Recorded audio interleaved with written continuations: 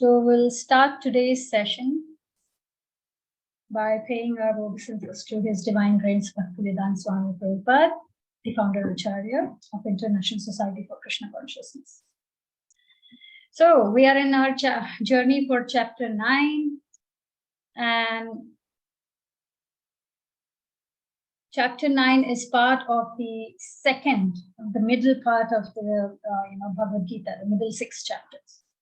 And like that chapter, Bhagavad Gita has 18 chapters, right? And we are now in the mid, more or less, of Bhagavad Gita, right? So chapter 9 has, we have for convenience divided into 4 sections. And I would like to maybe, like I said, we are more or less midway. So I would like to first start today's session by congratulating you all. You have reached this milestone. Not many can reach here. So we are in there where by now we have, understood, at least we have felt the love of Krishna for us, right? So far in our journey. And Krishna is uncovering more layers of knowledge. Like, we will see today why this chapter is named as the most confidential knowledge, right? So we are still, Krishna is uncovering, yeah? So chapter 9 is the center of whole Gita, yeah? And why it is called as confidential knowledge? Because Krishna is giving the message of pure bhakti in this, Ananya Bhakti, yeah? So chapter 9 starts with, Krishna glorifying the knowledge, and followed by his Aishwarya Jnana.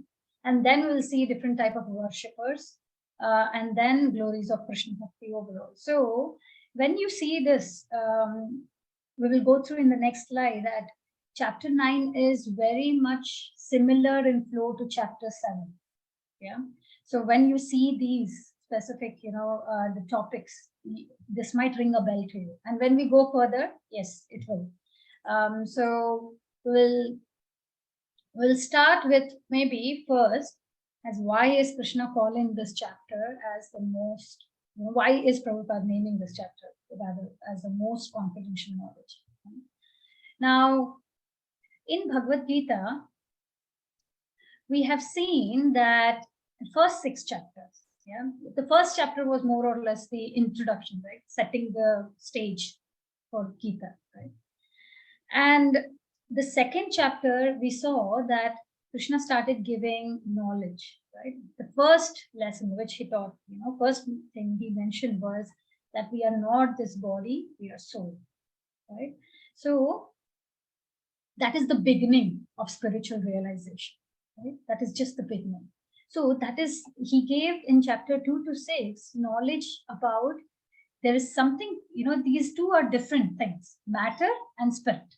Yeah.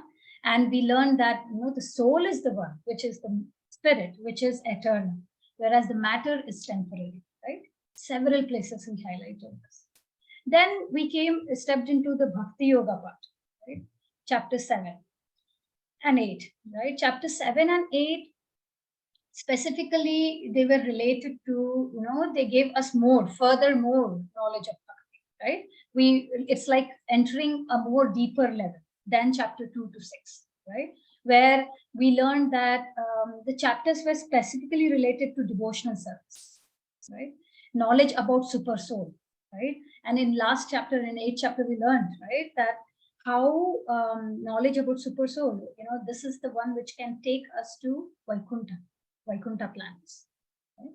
And because they bring, enlightenment in Krishna consciousness to us, right? Chapter 7 and 8 got us further, enlightenment when it comes to whole process of Krishna consciousness. And that's why it is called as little more confidential. So it is called as Ghuyatara. So first of all, the word Ghuya, it is confidential. That means confidential. Now, chapter 2 to 6, it was Ghuya, which Krishna gave us, confidential knowledge. 7 and 8, we deep dived a bit more, where it was, more confidential, so that is Ghuyatara. Now, chapter 9, it is giving us the most confidential knowledge. So it is called as Guyatama. Yeah. So it is giving us why Guyatama, like I said, it gives us the knowledge of just pure bhakti, or you call it as Kevala bhakti, or Ananya bhakti, Uttama bhakti, right? Several. So these are different names. And chapter 9 also gives us the information about Krishna's opulence, Aishwarya Gyana. Yeah, his opulence. It is, it's like chapter 7 and 8 give us the knowledge about super soul, how to go to Vaikuntha. Chapter 9, because it talks about pure bhakti, it gives us the knowledge which can take us to the ultimate abode, which is Golok Vrindavan. Yeah, the ultimate abode. Therefore, it is called as most confidential. Yeah. So one who is situated in such most confidential knowledge of Krishna, he becomes naturally transcendental. Yeah? Therefore, why? Because what are pure bhaktas? They don't have any material pangs, right? So they are free from material desires. Only thing they want is Krishna, right? So we learned in earlier chapters. So pure bhaktas are the one who are liberated even in the current world, because they are not, nothing of material thing attracts, only Krishna. Yeah. So even in the present body, they are living a liberated. Okay? So that is pure bhaktas. Now, this is like, we learned, I think when we started the 9 sessions, we mentioned that Bhagavad Gita is nothing like a love letter of Krishna to us. It's a love letter. It's a Geet, right? So it's a love letter. Now, in a love letter, we would see as a general tendency that to start with the letter, yes, there is a certain text, but the most inner feelings of the person, the flow starts, especially in the middle part of the letter, so the middle part gives you the, that kind of rasa of that love letter, because the person has started it, and when, they are towards the middle, they have caught the flow, right? So the rasa is there. Same thing over here, we are in the middle of Bhagavad, so we will find that rasa, and I hope, you all also feel the same. But it really gives us an insight on how Krishna is great. We learn it, right? We know since our childhood, we must have heard that Krishna is great. But how great he is what we learn in this Bhakti Yoga section. Yeah. So with that said, like I said, there are heavy similarities between chapter 7 and 9. Yeah, like chapter 7, first we started with Shrunu, Tat Shrunu, right? Krishna says, hear me, right? Hearing importance. And then Krishna mentioned in second verse about, that his jnana and vijnana, that difference. Jnana is knowledge, vijnana is realized knowledge, right? That we learn. And then we learned in, where Krishna says that, so he's giving us the importance of hearing, right? In first 2 verses. And the same in 9th chapter. We'll start with the same importance of hearing. Yeah. And then again, later on in 7th chapter, we learned about Krishna's energy, right? That he has a spiritual energy, material energy, all of the kind of energies. The source is Krishna, right? And no matter anything you see in this world, it is a combination of these 2 energies, which is, again, Krishna is the source of everything. So we are going to see the same flow in 9. Again, later in 7th chapter, we saw how Krishna is everywhere. He's the smell of earth. He's the taste of water. He's all pervasive, right? And then we saw demigod worship in short, right? And the same thing. We'll see it a bit more clear here, more extensively in this chapter. So overall, what is this? The themes of 7th and 9th chapter are similar. But chapter 9 is kind of an advanced version of chapter 7. It gives us more depth knowledge of all the aspects which were discussed in chapter 7. Similar to chapter 3 and 5, Karma Yoga. Chapter 3 was giving us the platform.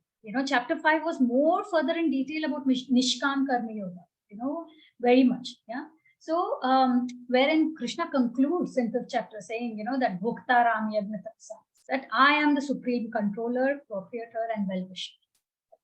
So it is a depth. It was more depth. Similarly, this is, now when we go into chapter 9, so all the chapters so far, we have seen that Arjuna raises a question, right? Beginning of the chapter. And then Krishna answers remaining of the chapter. But ninth chapter, like I said, Krishna is in flow. He's in the mid. He's in ecstasy, right? So ninth chapter is exceptional, where you see Krishna starts speaking on his own. He's in a complete flow. He's excited, and he gives the most confidential knowledge to Arjuna, right? So we will see that. So now we'll step into the first 3 verses of ninth chapter, where Krishna glorifies the knowledge he's about to reveal. Reveal. So now, how can we link these 2 chapters, 8th and 9th? 8th chapter, we learn that we have to go to the spiritual world. Where to go, right? What should be our goal, right? Now, 9th chapter, we'll learn how to go there. How can we? Okay. Now, in the first, in the verses further, overall, the first 3 shlokas of this chapter, we see that Krishna gives different characteristics of bhakti, of this knowledge. Why this is so special. Yeah? And then he also highlights the qualification of somebody to get that knowledge. Without qualification, you will not be able to get it, right? Even for hunting a job, you need to do your qualification. Even for going to a college, right? You have to have the qualification of the basic board pass of 10 or 12, right? So similarly, to get this knowledge, and this knowledge will take us to Goloka, right? Spiritual planets overall. Now, how to get that? How to go? Yeah, what are the qualifications to receive that? We will learn that. 2 key qualities which we are going to learn today, which we should all try to practice that, inculcate that in our day-to-day lives. Yeah? Now, we'll move with that with the first shloka. So, Hare Krishna Prabhuji, will you be able to read it? Yeah, yes, Mataji. Knowledge of Bhakti and realization of Krishna by non-enviousness.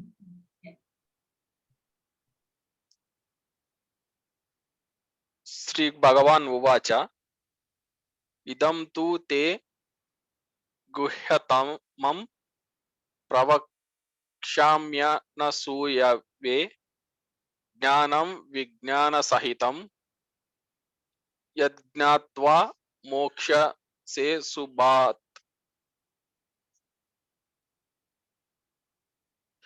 The Supreme Personality of Godhead said, My dear Arjuna, because you are never envious of me, I shall speak to you this most confidential knowledge of pure bhakti.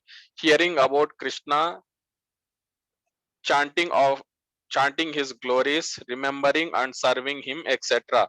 That culminates in direct realization of me, knowing which you shall be relieved of all miseries. The Supreme Personality of Godhead said, My dear Arjuna, because you are never envious of me, I shall impart to you this most confidential knowledge and realization, knowing which you shall be relieved of the miseries of material existence. Thank you. So this first shloka, like I said, there are no questions from Arjuna. Krishna is himself starting with the, with the flow, right? Because the end of 8th chapter, Krishna was talking about Ananya Bhaktas, if you remember, right? We concluded 8th chapter like. So now he's talking about his Ananya Bhakta, he's in ecstasy. So he is continuing, so he's talking continuous. Now, in the first line here, Krishna says, idam tu te bhuya tamam. So bhuya tamam, right? Most confidential. Yeah. Why? Because like we said, he's talking about pure devotional service. In the same thing, when he's saying that, he's going to say the most confidential knowledge. He's also saying in the second line itself that he reveals the qualification of receiving this knowledge. What is that? Pravakshyami anusuyave. This word anusuyave, yeah, it is very important. What is anusuyave? Krishna is saying to Arjuna that I'm telling this most confidential knowledge to you because you are non-envious in your nature. Yeah. Now, this is the key quality a pure devotee has. And we see that how pure devotees, are non-envious, and because they know that this is a must requirement to have within ourselves to get the knowledge of Krishna. Yeah. Now, 4th chapter, if you remember, Krishna mentioned, I think it was the 3rd verse where he mentioned, hey, Bhakto si me sakha cheti to Arjuna, right? That I'm telling you this transcendental knowledge. Why? Because you are my friend and you have friend, which is you have a relationship with me and you are a devotee, right? Now, what is the quality of that devotee? How should that devotee be? Non-envious. And Arjuna was non-envious, right? So this is a very important quality we need to. Now, maybe we can spend some time because Krishna is giving this as one of the most important quality for us to go back to him.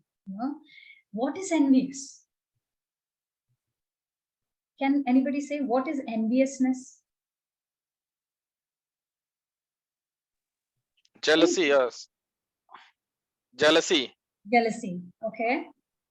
Mataji, I am lacking in that, and I don't want others also to get that. As per my understanding, real knowledge, knowing the truth, what is right, what is. Where we are talking about enviousness? Envy something like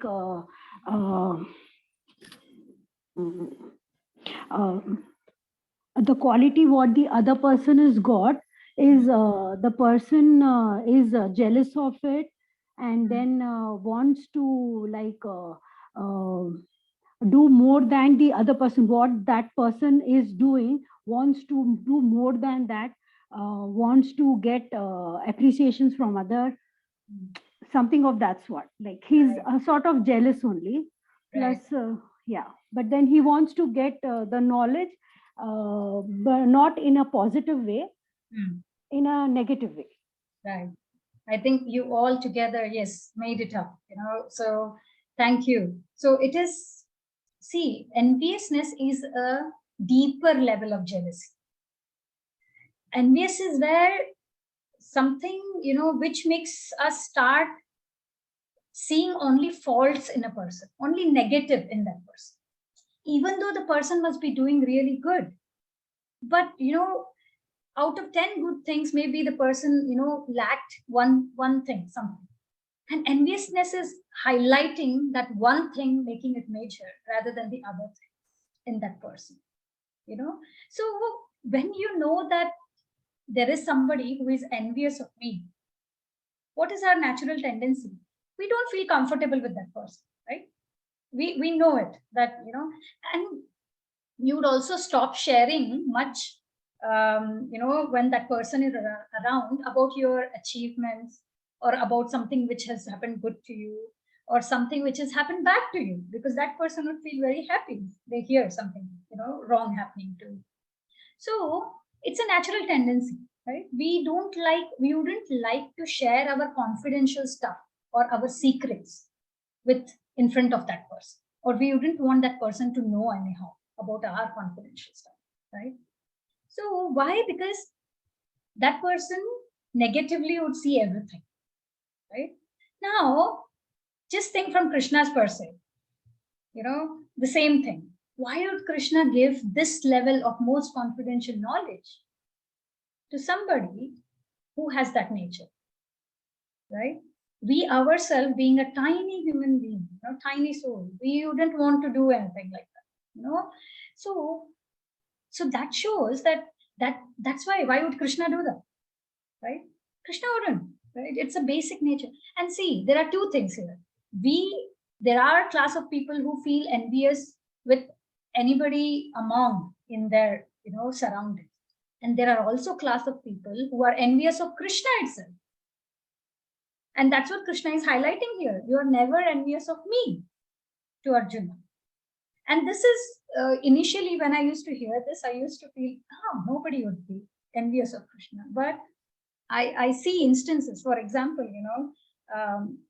say in a day you are,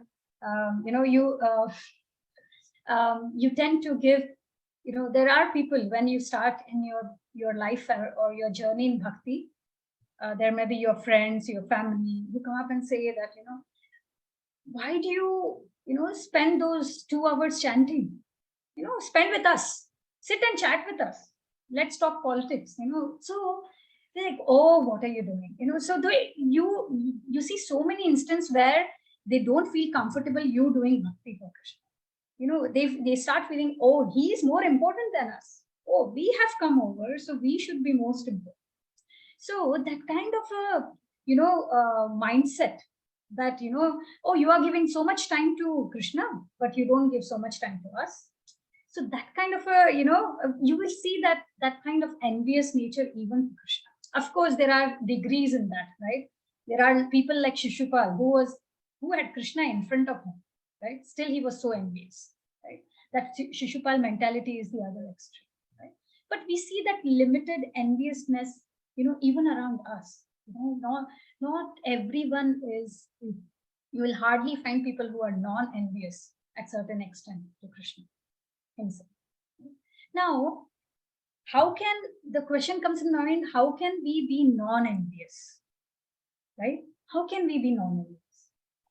Now, see, are we envious of our, I was hearing this somewhere, are we envious of our hand? No. Are we envious of our belly? No. Right? Why? Because we try to see all these as different parts of this body only. That's why each other, they don't feel envy, right? Similarly, we have to try and see everyone as part and parcel of Krishna. Bhagavatam clearly says that we are different limbs of Krishna's body. Just like hand, leg, mouth, ears, So each one of us are different limbs of Krishna's body, right? And once you have that mindset, that this is part of my body, it's a part of my Krishna itself. They are part and parcels. That envy thing, understanding the knowledge of what we have learned so far, everything what is happening with each one of us is by 2 factors, right? Desire, and the other one is karma, right? These 2 factors. So there are several factors which are accounting, why some people around us. And humans, we have the tendency to always see others' life as very idle, right? The grass is always green on other side, right? We see somebody, we see a family, oh, it's just picture perfect, and it is like, wow, it is amazing. But we, I was, I like this statement where, it's like we might be having a vanilla problem, vanilla flavor ice cream problem. Yeah. We see that the opposite person does not have a vanilla flavor. So we think they are picture perfect. But they might have a chocolate flavor problem, strawberry flavor problem, different problems. But our tendency of seeing them is that they have only this. If they don't have the problem which I have, then they are very much better. They are in a perfect state right now. Right? So it is only, us who are, so that's why we have to try to see all of them as part and parcels of Krishna. That is very important. So it is not only, with bhakti, when we do our sadhana, that knowledge awakens, right? Which makes us understand that we are all part and parcels of Krishna. So why are we envious? For each one of us, Krishna, individually, he is seeing and helping each one of us separately. We have different accounts. Each one of us have different accounts with Krishna. It doesn't matter, right? So now,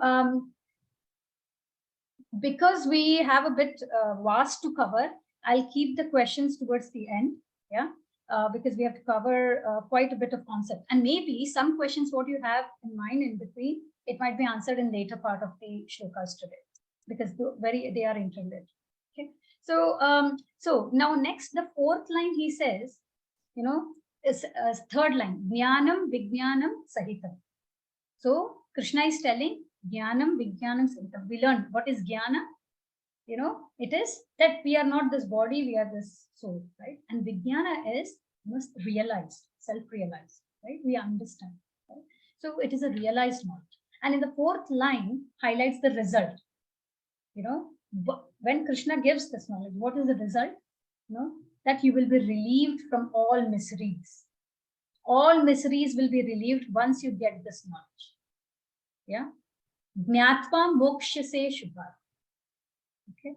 So when we see Arjuna versus Shishupal, Arjuna could understand what Krishna is saying because he wasn't envious of Krishna. But Krishna, it's not that Krishna didn't try to make Duryodhana understand, Shishupal understand. No. They never want to take the knowledge from Krishna. They are envious of Krishna. So with that envy, unless and until we have that envy in us, we will not be in a receptual end to get this knowledge. Yeah. So with that, I think, the pure and when we talk about devotional service, which we are talking in this pure bhakti, how can we attain that? Prabhupada highlights in the purport that knowledge can be received from 9 processes of devotional service. Yeah. Now, can somebody tell me what are those 9 processes? We have done this quite some time so far. It starts with hearing, Shravanam.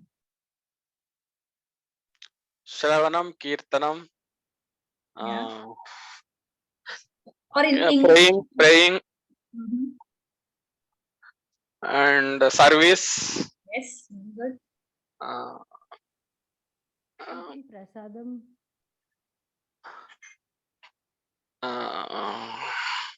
Yeah. Surrendering, Yeah, the most important. And friendship, friendship, dasya, servant. I think you mentioned that. service. Right. So that's great. Thank you, Hare Krishna Prabhuji. So these 9 processes of devotional service, the Lord, Krishna understands the mentality and sincerity of each one of us, of one particular living entity. Yeah. And based on that, he gives them intelligence. He says, we'll go through in, I think it is chapter 10, where he mentioned Dadami Buddhi Yoganta, that he is within us. When he sees our efforts, he himself,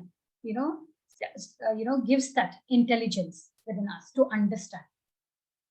I don't know if any of you have realized this in your due course so far in spiritual, life, that maybe there was few things when you open the book and read, it didn't make sense to us before. But now when you open the same book and try to read the concept, you understand it, right? So with our efforts, Krishna says in 4th chapter, right? Ye yatha mam prapadyanti tam stataiva vichanti, right? So the way, the more, the way one surrenders, Krishna reciprocates. Yeah.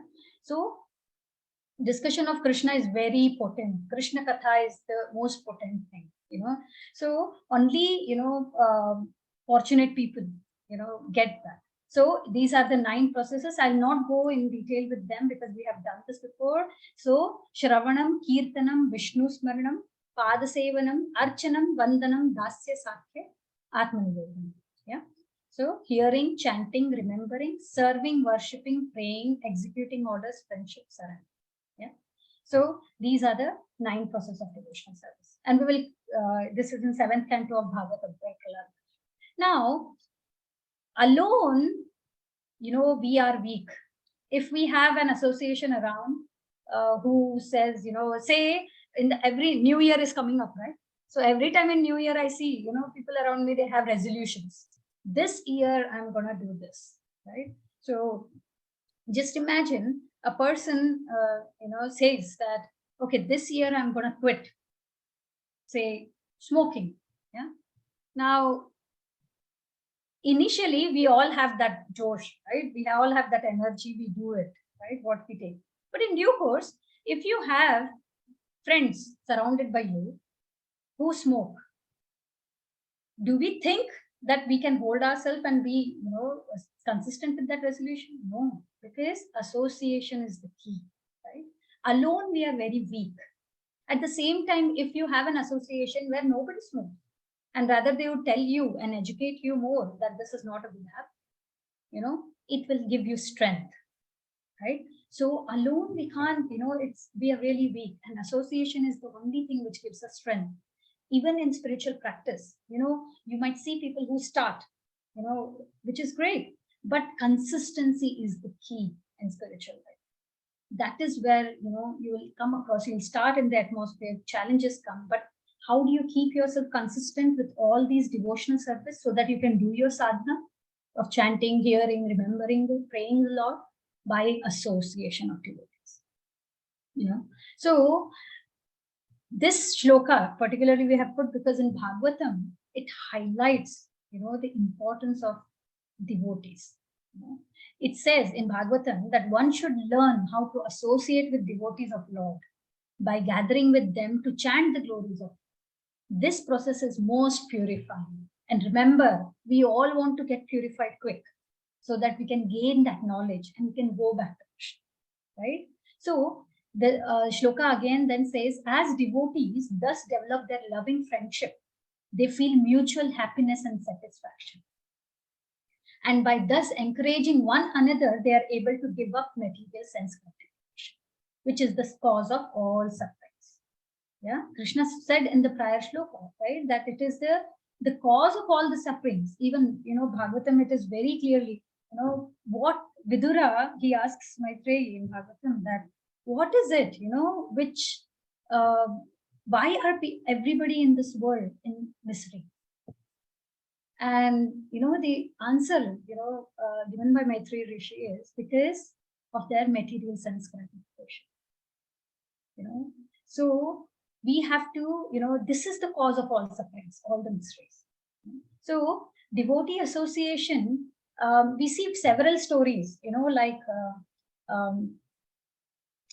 there is a story of Narad Muni and Vishnu, where once Narad Muni goes to Vishnu and he asks, why do we say that devotee association is so much important? What is it? I understand it is important, but why is it so glorified? Why is it so important? And then Vishnu tells him to that there is a small insect, on the surface there in the material world. Can you go and just meet that insect? Narad Muni goes, and then Narad Muni asks the question that why do you think devotee association is so important? The insect, as soon as it hears, it dies immediately. It leaves the body. Now, Narad Muni goes back to Vishnu, and then Narad Muni explains this happened.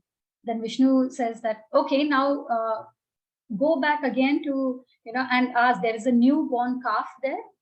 Can you go and ask the same question? Narad Muni comes and asks the same questions, and then as soon as Narad Muni asks, why is devotee association so important? The calf also dies immediately. It leaves the body. Now Narad Muni is, he goes back and he says that every person I'm going, they are dying, every living entity. So then Vishnu says that, okay, go, there is a just born prince, of this king. Go and ask him the question. Narad Muni says, no, I'm not going to take again the risk. Already, two people. So, but Vishnu says that no, just go. And Narad Muni finally comes down, and then he asks, the prince, and the prince responds that, do you remember me? I am the same insect which you met before. So just because you are a pure devotee, with your association of that second, I am now born as a prince in this one, right? So that is the power of devotee association. Narad Muni is a pure devotee, right? So that, they upscale us. They make us more and more stepwise closer to Krishna. They are the only ones who can. Okay. So this is the second shloka. And maybe Jyoti Mataji, would you like to read it? Yes, Mataji. Raj Vidya Raja Guha Pavitra Midi Mutamam Pratyachhavagam Dharma Sukha Kurtumabhyam Byam. This knowledge is the king of education, the most secret of all secrets. It is the purest knowledge, and because it gives direct perception of the self by realization, it is the perfection of religion. It is everlasting and it is joyfully performed. Bhagavad Gita 9.2. Thank you. So these are the characteristics, 8 characteristics of the knowledge of pure bhakti. Yeah, and we'll go each of them. Yeah. So now 8 characteristics. What is Krishna saying? Rajavidya. Rajavidya means king of all education. You know, so Krishna is saying it. See, the essence of Bhagavad Gita is what? It is giving us the information of devotional service. Right? So it is Rajavidya. It is the king of all education. Right? Now, Vyasdev, if you know, in form of Srimad Bhagavatam, what is Srimad Bhagavatam by Vyasdev? It gives us, the essence of all the Vedas, in form of Vedanta Sutra. Right?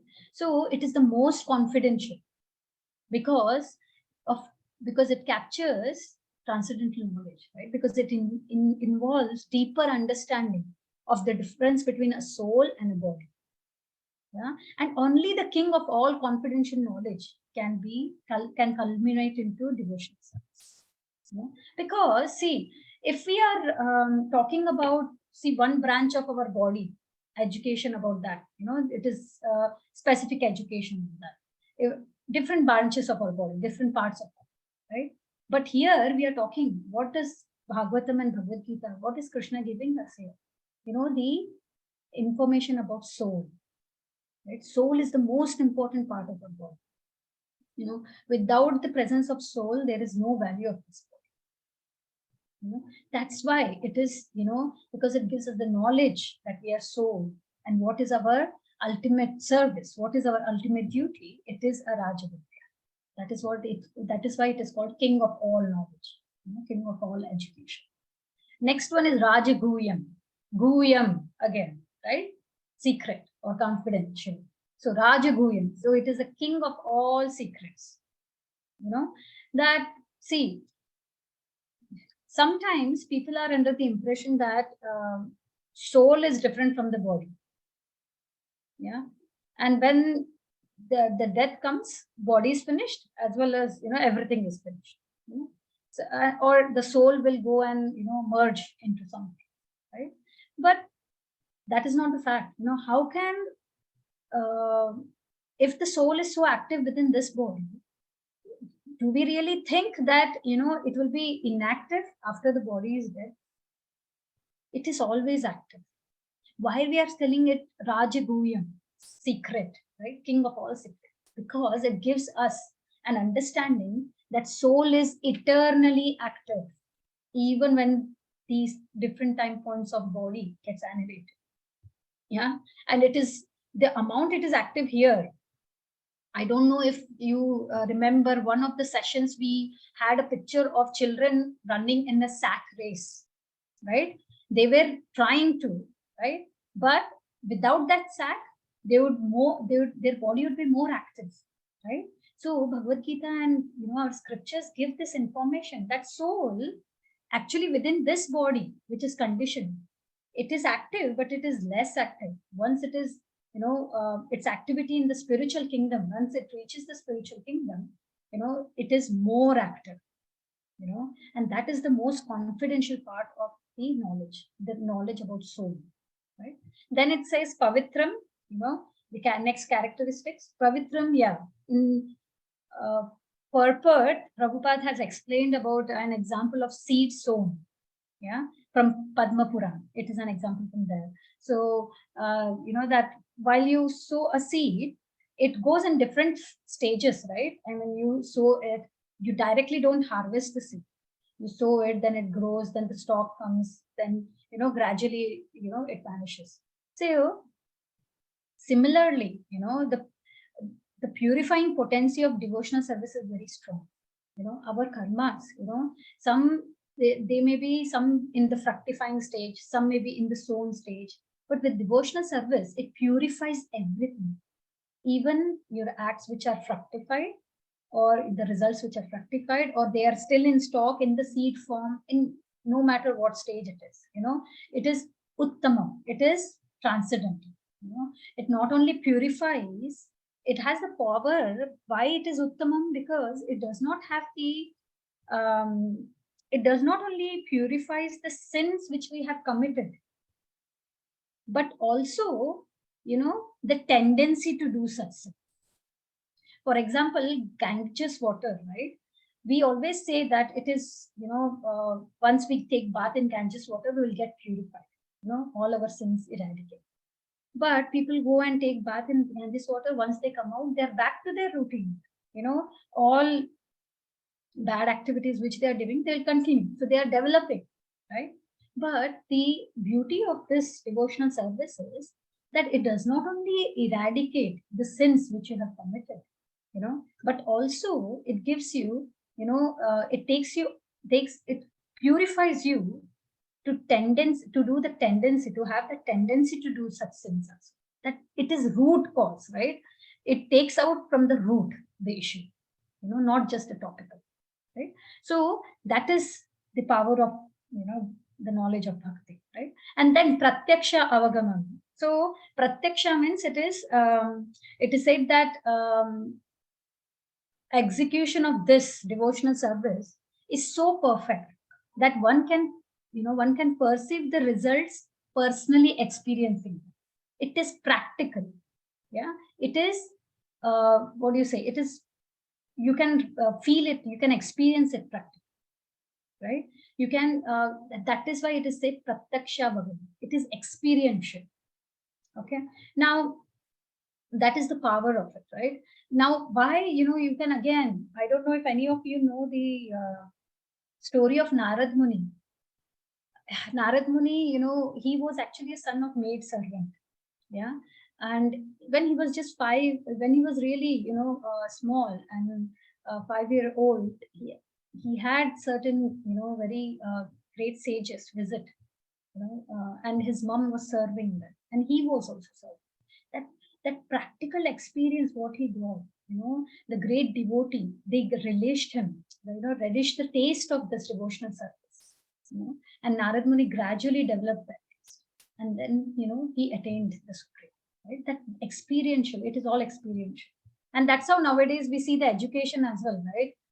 There are so many different boards, and quite a lot of time, people say, oh, we are doing more experiential.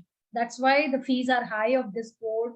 The technique of this board education is different, right? CBSE, ICSE, Cambridge, So the more higher board you go, they say that we are not asking children to just go through the text. We are making it more experiential, right? Because that sinks in more to us as a human. So the same way, this is the topmost one. Yeah, it is experiential. It gives us a direct experience. Dharmyam, yeah, it is the perfect religion. The highest goal. What is the highest goal of all religions? Devotional service. Krishna says, right, in the 18th chapter, I think it's 66th verse, Sarva dharman parityaji, mam ekam sharanam. Abandon all the religion, just surrender to it, he says, in the last chapter. Yeah. So, see, although Narad Muni did not go to any school, right? But still, he knew the perfection of religion, right? Because that acquired the highest result, right? The process itself is so purified. Okay. Now, Susukham, yeah, it is joyful at every step. Be it chanting, hearing about Krishna Katha, or reading his pastimes, everything is so pleasant.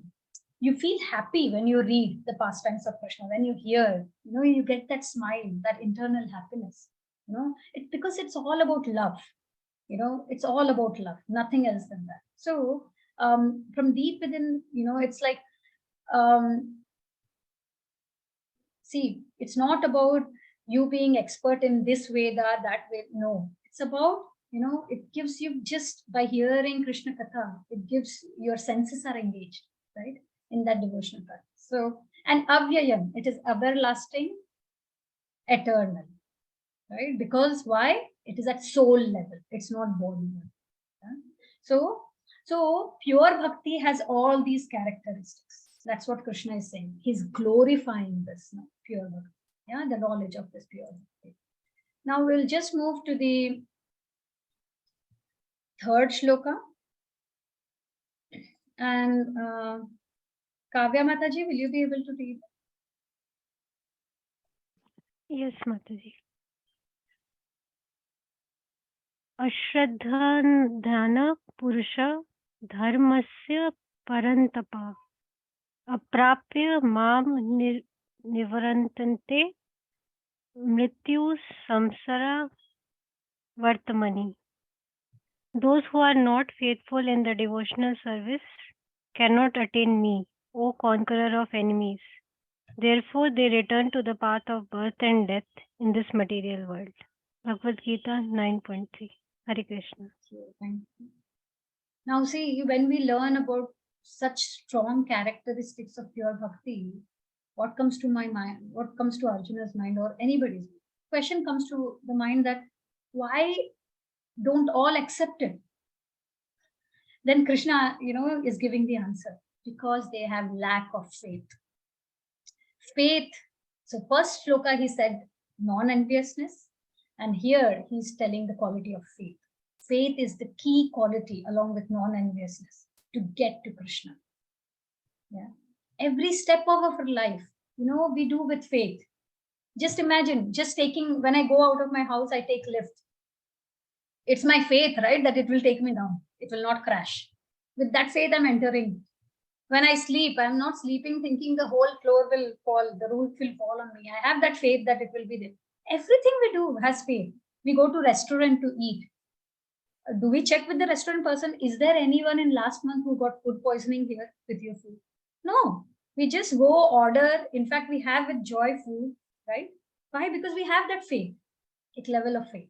When we travel in flight, do we know flight, train, bus, any means, you know? Do we ask the person, do you have the right license, right training? Have you incurred any accidents recently? No. We just sit there. It's faith, right? As simple as, I love this example. We go to barber, right? We give them our head and we ask them to take out the hair, right? Now, what we have that faith that he's not going to chop our head, he's not going to harm us, right? That faith is there on, you know, such unknown person also. So everything, every step of our life, we do have faith. Yeah, but real faith, you know, is that this devotional service of Krishna is the only thing which can give us the highest satisfaction and happiness. You know, it will make me reach the ultimate goal. This is the faith we should have on Krishna. And that is what we lack, right? And that is what Krishna is saying. Why don't people, you know, come? Because they, along with non-enviousness, there is also a lack of faith. These are the two things. It's very important for us to digest this in our practical life, to have the mindset of that non-enviousness and complete faith on Krishna, you know, which will make us quickly go as per in the lift system, you know, not by stairs, right? Now, how can we make our faith strengthen? For example, you know, I tell you my personal life experience. When we all undergo downs and ups in our life, right? Waves. There are time points when you are really, you know, disturbed, and you sit with a person, yeah, your friend, family, and then, you know, the way you hear, you know, it's like the first thing they'll say, "Are yaar, you do so much of bhakti, still you are undergoing all this." No, that's what they say. No, but when you sit with this devotee and, you know, share, your faith strengthens for Krishna. You know, because they will make us understand, you know, that it's not that Krishna is always the well-wisher. It's us because of whom it is coming back to us, right? So to make our faith strengthened, we need devotee association. Otherwise, we'll be off track. Definitely in usual, yes, in our day-to-day life, we can also increase our faith by reading, by preaching, by hearing, or meeting and talking to a devotee. We should analyze and keep doing that activity, which makes our faith steady. Yeah. So every time when we are facing that downfall, we have to analyze that, whether meeting this person made my faith towards Krishna steady or shaky. And Prabhupada in purport very nicely explains, that there are 3 classes of men. The third class of people are those who have faith outside. They show, yes, I can do everything, Prabhuji, Mataji, but inside they don't have that faith. They are, they are officially engaged in devotional services, but still they cannot achieve that highest perfection stage. Why? Because inside they don't have that comfort. Now, second class of people, what Prabhupada mentions is those who are not very advanced in understanding the scriptures, but they automatically have a firm faith in, that no, Krishna is there, he will take care. They might not be very well versed in scriptures, but they have that firm faith in them. Yeah. And the top class are the ones which are, pure devotees who have love for Krishna. Their faith is unshakable. And that's why they are in the first in the line to go back to Krishna. Right? So we have to find and try to have association such which can take us towards Krishna, be it in our downfalls or up, not away from Krishna. Yeah. So with that, we learned this, right? Progressive stages of bhakti: Shraddha, Sadhu Sang, Bhajan Kriya, Anartha Nivritti, Nishtha. Then comes Ruchi, Asakti, Bhava and a Prem. Yeah. So these are the different progressive stages of our bhakti life, right? It all starts with where? Shraddha. Shraddha is the beginning of our devotion service, faith. Yeah. Because that will lead us to progress in our next stages of bhakti. And once we are in prema stage, that is the stage where we will go back to Krishna. Okay. So verse 4 and 4 to 10. Now, like I said, there are similarities. So first and second verse, Krishna said, why hearing, reading, chanting about this knowledge, getting this knowledge is important, right? Importance of that. Now we will learn about energies, right? Because in 7th chapter also we learned about. But here, this is the 4th verse. Now, I'll give you a heads up that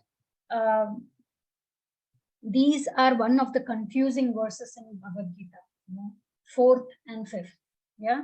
So, and, from 4th to 10th, basically. So it is important for us to understand them, try to understand. Now, this shloka, so this is the 4th shloka, where Krishna says, Maya tatamidam sarvam jagadyayumutna Vatsthani sarvabhutani nachaham teshva avastitaha. So, Maya tatam idam sarvam. What is he saying? I pervade the entire universe. I'm everything. I'm in everything. Jagat avyakta murtina. Avyakta means something which does not have a form. That is unmanifested. It's not manifested. Yeah. For example, when you see rock, sand, everything light on the ground, that is unmanifested form. The same thing together, manifested form would be a building, right? So, avyakta means unmanifested, yeah, which is invisible to our senses, material senses. Yeah. Now, matsthani sarva bhutani, matsthani, yeah. So, all living entities are in me. Sarva bhutani means all entities, matsthani, are in me. Okay. Nachaham teshva avastitah. But I am not in them. Yeah. So, what Krishna is saying is, by me, in my unmanifested form, the entire universe is pervaded. All beings are in me, but I am not in them. How do we understand this? That, see, initially it is clear that he pervades everything. In 7th chapter also we learned, right, that he pervades through his energy in entire universe, every atom. Right? He has spiritual energy and material energy. Yeah. And entire universe is pervading it.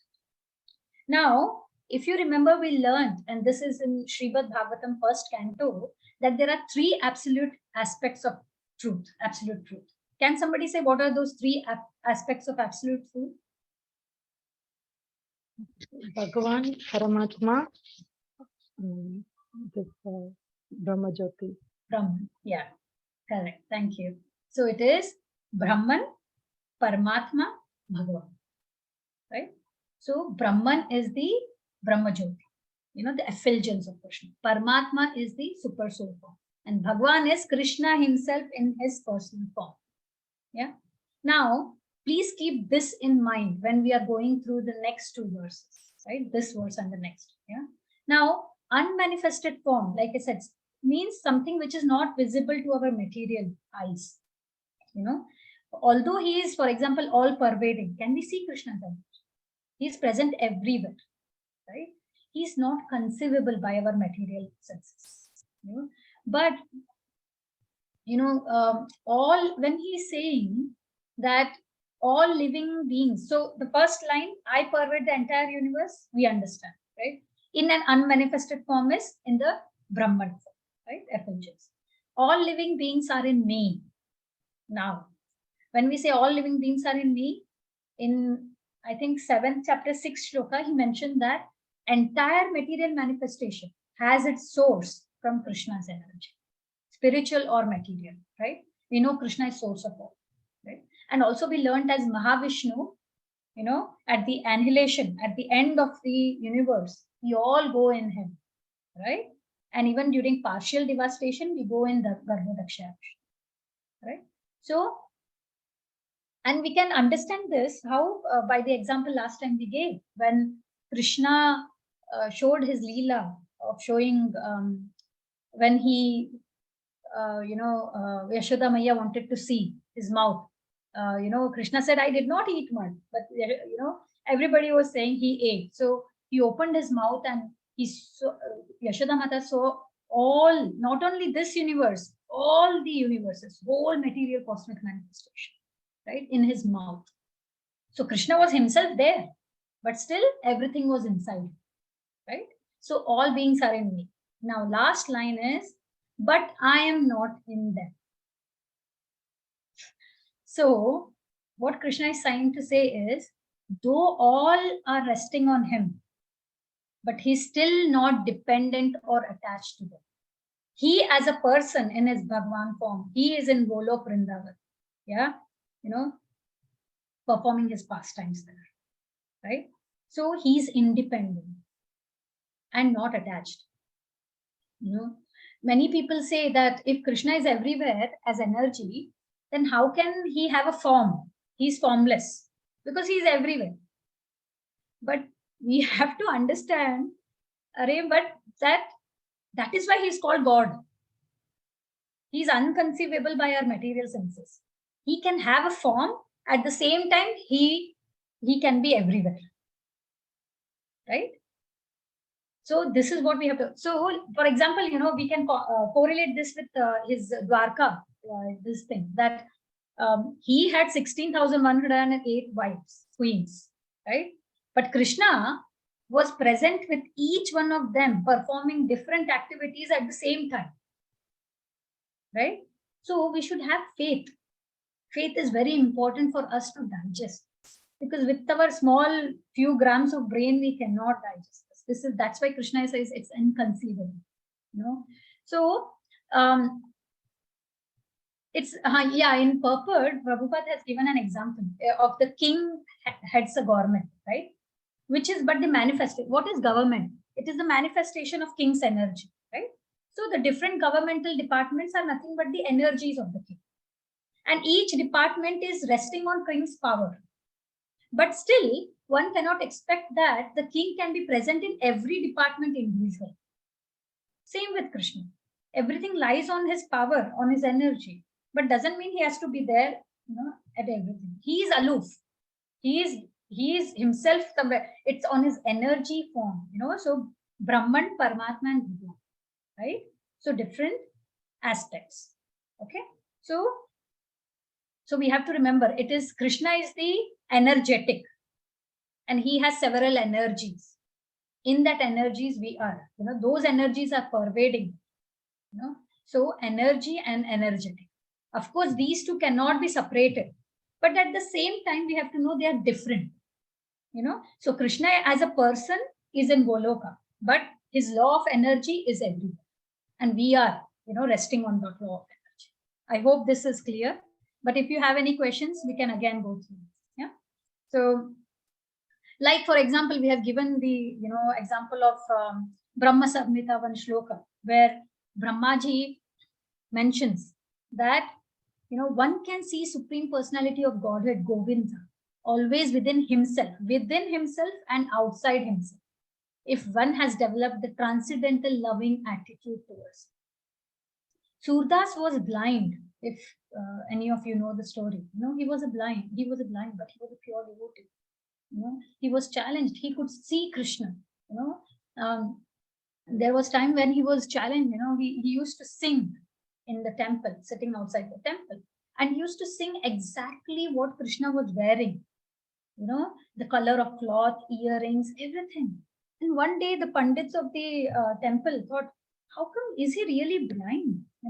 Without it. So what they did was, without they met each other and they made a plan that tomorrow morning we will dress up Krishna in a very unique. And let's see if this person, as soon as we open the darshan,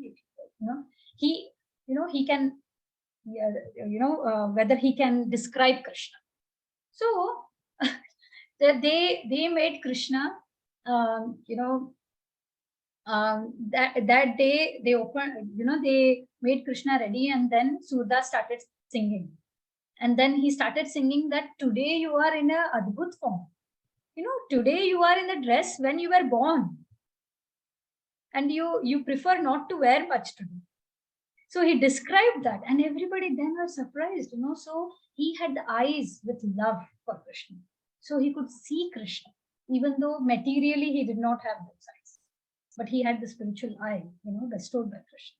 So that is how a pure devotee, So, okay, so the example of this, just so that we understand the fourth verse, there is an example given in the purport. Just as the sunshine is spread all over the universe, the energy of the Lord is spread all over the creation. And everything is resting in that energy. We have to remember, sun is different. Sunshine is different. That's what we are saying. Sunshine is the energy of the sun, right? So, okay, now we will, and at the same time, Krishna says in that verse, though everything is situated in me, they are not situated in me. Since I am completely aloof and independent of everything. He is himself in Goloka, performing his pastimes, at the same time. But at the same time, on his energy, we are resting. Yeah. So he's not, means that he's not directly, he directly is not involved in activities of material. Just like the king is not directly involved in each state affairs, right? All activities are carried out by Krishna's will, like the king's will. But he's not attached. He's independent. Yeah, he's beyond that. Okay, now we'll come to the next shloka, where you will see just the opposite of what he says in 9.4, he is trying to say in 9.5. Yeah, so Rama Prabha Mataji, will you be able to read it? Yes, Mataji. And yet everything that is created does not rest in me. Behold my mystic opulence, yogam, aishwaram. Although I am the maintainer of all living entities and although I am everywhere, I am not a part of this cosmic manifestation. I am aloof. For myself is the very source of creation. Bhagavad Gita 9.5. So now Krishna told in 7th chapter that everything rests on me. In 4th shloka, he mentioned Matsthani Sarvabhutani. Matsthani. On me, rests on me. Sarvabhutani. All, living entity. Now in this shloka, he is saying, Nacha Matsthani Sarvabhutani. Not everything created, everything that is created does not rest on me. He is contradicting. Okay, so it's a googly ball. That's what they call it, right? So now, but Prabhupada's purport helps us beautifully to understand this. So now everything that is created does not rest on me. Because it is contradictory to the previous verse, where he says everything is resting on. But we know that scriptures cannot be wrong, and moreover Krishna is saying this, so it cannot be wrong. That faith we should have. Krishna is himself saying this. So it is only because of our limited intelligence which we cannot understand this straight away. But how can we understand? Again, with a devotee association, with a sadhu. And that's what Prabhupada gives us through his purports. Prabhupada explains in purport that Krishna means that though everything is resting on Krishna, but Krishna is not burdened, or he's not burdened to maintain this material. He's not in anxiety to maintain this material. So though everything is resting on him, he's not burdened. He's aloof. He's independent. Yeah. So we are not resting. See, we have to understand, we are not resting on his personal form. He is not holding us on his personal form, but through his energy. And when we keep that in mind, the same concept what we kept in 9.4, and read this verse again, it makes sense. See, and yet everything that is created does not rest in me. That means in his personal form. And that's why he's saying, behold my mystic opulence. He is putting a riddle for Arjuna. Just see my mystic opulence. Mystic opulence is yoga maishwarya. Mystic. It's magical. It's inconceivable. Right? That's why Krishna is saying himself, it's mystic opulence of this. So we are not resting on Krishna in his personal form. He's not holding us in his personal form, but in his energy. Right? Like the planets in space. Is Krishna holding each planet? No. It's through his energy that everything is resting on. So Krishna, even though Krishna is the boss in Goloka, but he's not directly involved, in this material nature. But it's through his material nature, through his energy, which maintains us and is controlled by material nature. Yeah. And this material nature which controls us is in turn in control of Krishna. And today we will see that verse 9.10, where Krishna says, this is one of my energies. He's saying just one of my energies. This whole thing, which is so huge for us, which is inconceivable, Krishna says, it is just one of my energy. Maya adhyakshena prakriti. This material nature is just one of my energies. So in this way, indirect, we are resting on him, but directly not. It's just you can correlate this with an example that say many of us are working, right? In corporate culture, we see that, say, in a project management field, there's a project manager who manages the project, right? But above him is the oversight, and above him is the CEO of the company, right? So everything is within the CEO, but the CEO is not directly involved in day-to-day, but everything is his energy, right? He is aloof, he is independent, right? But still, we are dependent on him, on the CEO, right? So the overall, he's differently, although they are situated. Therefore, the Lord is saying here, that although they are situated on my inconceivable energy, but as the Supreme Personality of Godhead, he is aloof from them. That's what he's saying. Okay, so this is Yoga Aishwarya, this aspect. That's why it is called as yoga. This is the most powerful. Yeah, mystic opulence. What does it mean? Simultaneously oneness and different.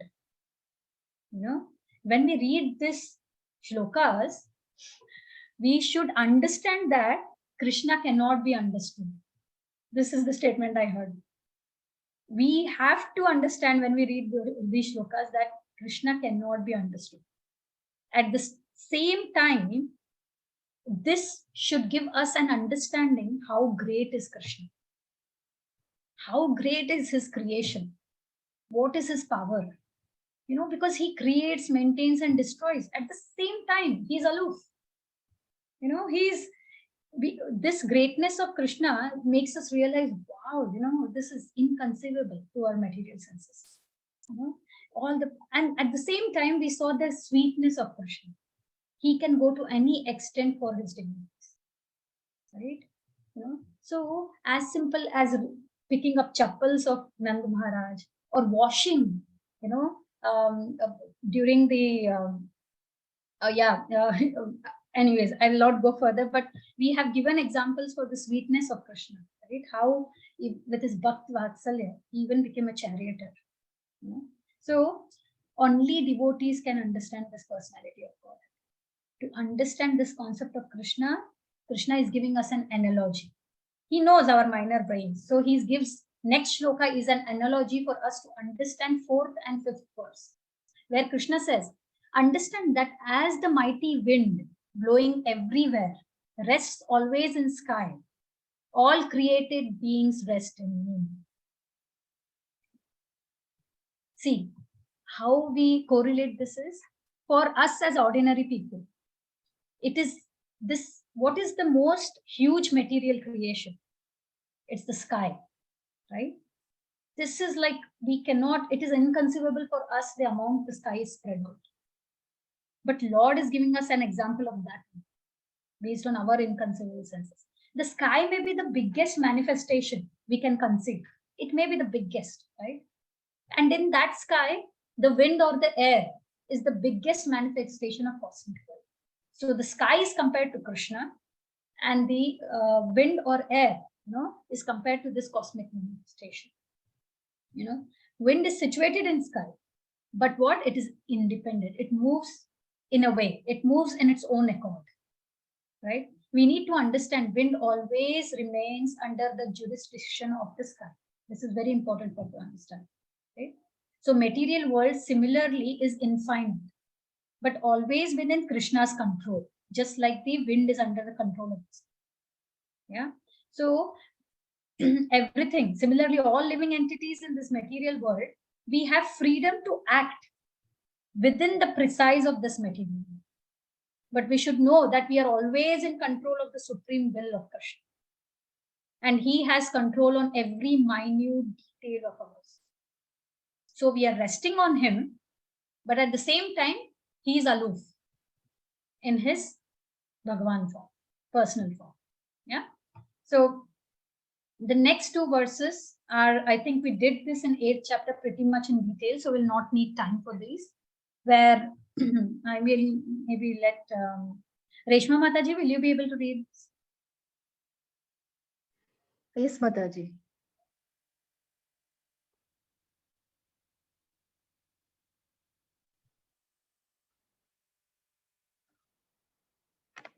O son of Kunti, at the end of the millennium, all material manifestations enter into my nature, and at the beginning of another millennium, by my potency, I create them again. Bhagavad Gita 9.7.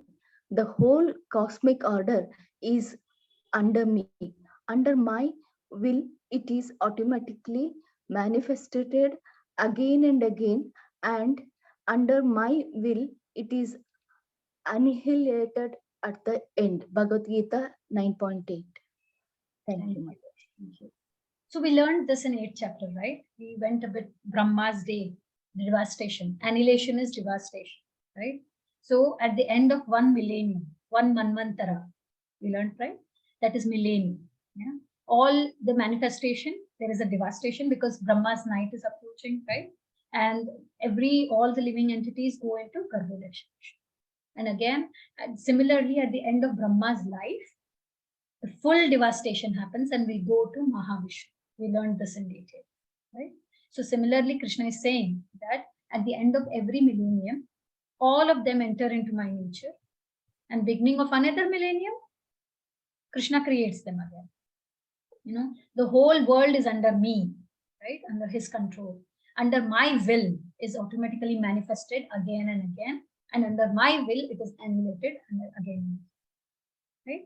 So everything, not even a blade of grass moves without Krishna's will. Yeah. Okay, that we have to remember. And this is next slide is taken for purport, where they have explained, Prabhupada has explained the whole thing, what we just mentioned, that this many, I'll just read it. The material world is the manifestation of inferior energy of Supreme Personality of Godhead. At the creation, the material energy is let loose. That let loose is called as Mahatattva, yeah, into which the Lord, as his first Purusha incarnation, Mahavishnu, enters. Yeah, he lies within the causal ocean and breathes innumerable universes. And into each universe, the Lord again enters as Garbhodakshaya Vishnu. Each universe is in that way created. He still further manifests himself as Shiro Dakshaya Vishnu. This is the super soul form which is inside us. Yeah, Shiro Dakshaya Vishnu, and that Vishnu enters into everything. Yeah, even into the minute atom. This fact is explained here. He enters into everything. Yeah. As far as living entities are concerned, they are impregnated into material nature, and as a result of their past deeds, they take different positions. Yeah, karma. Yeah. Thus, the activities of this material world begin. The activities of the different species of living beings are begun from very moment of creation. The different species of life are created immediately along with the universe. Whatever desires the living entity has at the last annihilation are again manifested. The creation takes place to accommodate the inclinations of various living entities, and so the Lord does not become involved in it. So, same thing what we learned, we have a small free will, right, which God has given us, right, and Krishna does not interfere in that. Based on two things, our karma and desires, we will get when the new, material manifestation is happening, we will get the body accordingly. Okay, so with that, I think we just have one more verse after this. So in the 9th verse, he says, "O Dhananjaya, all this work cannot bind me. I am ever detached from all these material activities, seated as though neutral." Now, neutral doesn't mean that he doesn't do anything. He's sitting neutral because he is a loving God, not a dictating God. He has given us that small independence to desire what we need. In the purport, Prabhupada has given this example of a judge, that the example high court judge. Yeah. So he's sitting on his bench. By his order, so many things are happening. Someone is being hanged, someone is being put to jail, someone is awarded a huge amount of wealth. Yeah. But judge himself, he's neutral. He follows the same rules. Everything applies the same, right? So he is neutral. He has nothing to do with that gain or loss of people who come as a cases, right? Similarly, Krishna is neutral. It all depends on us, on the free will what we have. Based on what we desire, he will give. So this is the last slide for today, 10th shloka, where very important shloka, where Krishna clearly says material nature is nothing but under his control. Yeah. So Krishna is the supreme director. Yeah. Mayadhyakshena prakritihi suyate sacharacharam hetunanena kunteya jagat viparivartate. Sorry, I think Trupti Mataji, will you be able to read? I missed to let you. No problem. It's okay. Maybe you can read the English translation. Okay. This material nature, which is one of my energies, is working under my direction. O son of Kunti, producing all moving and non-moving beings under its rule, this manifestation is created and annihilated again and again. Bhagavad Gita 9.10. Thank you. Thank you. Your voice is very low, but yeah, thank you. So Krishna is saying here that this material nature, which is one of my energies, he's highlighting this material nature is one of his energies, yeah, and is working under his direction. Maya dakshena prakriti, under my direction, prakriti, yeah. O son of Kunti, producing all moving and non-moving beings. under its rule, this manifestation is created and annihilated again and again. Yeah. So Krishna, he states that in Bhagavad Gita only that, I am the seed giving father for everything. Just by his glance, he injects all living entities in the womb of this material nature. Yeah. Then living entities come out in different forms and species out of those 84 lakh species according to their desires and activities of past. Yeah. Because he glances over material nature, there is undoubtedly activity on the part of Supreme, right? But he has nothing to do with the manifestation himself, right? So, in summary, we have to understand that this material nature, without the superintendence of Krishna, can do nothing. Yeah. Yet, Krishna is in everything, yet he is detached from all the material. Yeah. Everything rests on him, yet he is detached. That's the, I think, bottom line of the whole. Yeah. With this, we conclude today's session.